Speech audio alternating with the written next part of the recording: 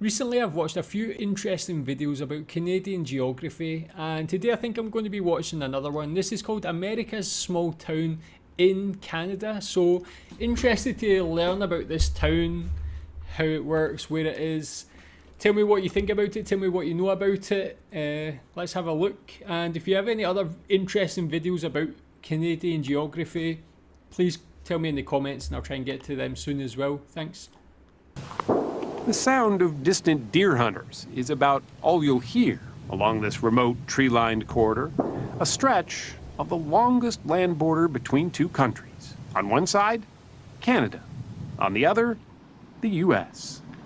But this lonely spot is also the gateway to an American geographic oddity.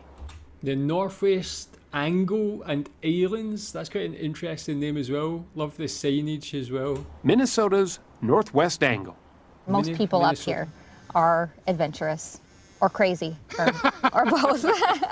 On a map, it looks as if someone put a substantial part of Minnesota in Canada by mistake. In fact, it was a mistake, made in 1783 during the Treaty of Paris.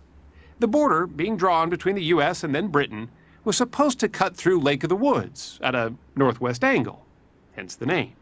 Problem was, the map the Founding Fathers used of Lake of the Woods was completely wrong. The lake actually looks like this. They were way off, but that weird boundary bump stuck. Is there no way they could change that over time? Would that be too much of a political issue if they had to change something like that? Yeah, again, I've seen some quirks like this for different countries around the world, and it's always like a mistake about 100 or 200 years ago that caused it, and it's still in place today. I find that quite interesting, actually. Ever since, the angle, as locals like to call it, has remained an outlier. The only overland route to this part of Minnesota is actually through Canada on a gravel road. There's no fence, no guard, no official-looking anything, really, until you come upon this shed called Jim's Corner. Passport? It houses a video phone so that arriving travelers like us can check in with U.S. immigration before driving on. Wow. There's no grocery store, no hospital, no theater, no fast food restaurant, not even a single traffic light. It's lucky to have a post office. This is gonna go good. But what it does have What the heck you got, Dan? I think I got a tiger by the tail. is fish. The sprawling, chilly waters of Lake of the Woods offer some of the best walleye fishing in all of North America. Nice fish! Woo! That fish.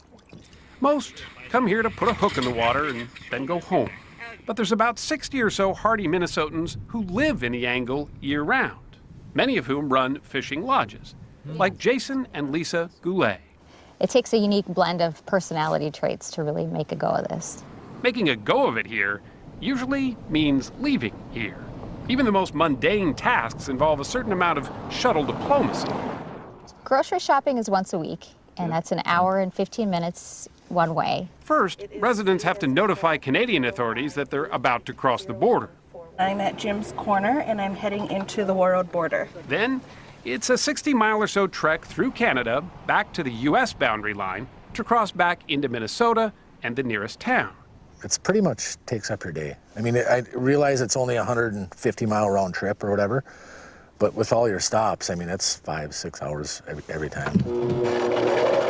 The Goulets, at least, have help in managing this lifestyle. They have 8 kids.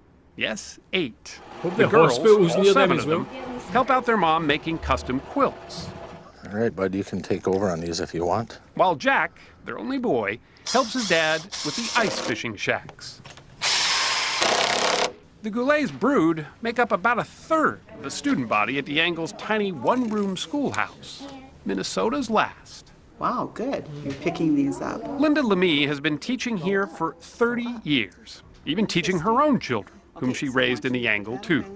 To have a slumber party, you know, my girls were just so disappointed because their friends had to have a passport if they wanted to come up for a slumber party. Just for a slumber. Yes, yes. So it is different, but we've just, you know, gotten used to it, and it just seems normal. There isn't room to house high school students here, though. For that, the older kids have to border hop. For some, it starts long before dawn. Just go They arrive hang by out with your boat friends and from you some of got the a boat Angles somewhere. Islands that are also part of the U.S. to catch a school bus.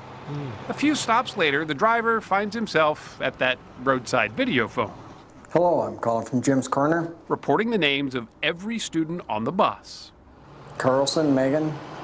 heading to their Minnesota high school by way of Canada in the dark. By sunup, we got to wondering if maybe life would be easier if the Angle were just part of Canada. Well, turns out they tried that back in the 90s. It is a part of the United States called the Northwest Angle. The Angle made big news when it threatened to secede from the U.S. over a fish dispute. Turns out that walleye caught on the Canadian side of the lake couldn't be brought back to the U.S. side. And that made fisherman and Northwest Angle resident Gary Dietzler pretty mad. You ever imagine that it would become this big trade dispute? No. We were just trying to get a couple fish. Keep the resort going. It was partly his idea to join Canada, mainly as a stunt to get publicity for the fishermen's cause. And it worked. The Great Walleye War, as it came to be known, ended amicably. The Northwest Angle remained part of the U.S., and the walleye's nationality seemed to matter no more. Since then, things have remained as they usually are here, quiet and serene and remote. The Northwest Angle may be an orphan of the Atlas, but that's just the way the folks at the top of the nation like it.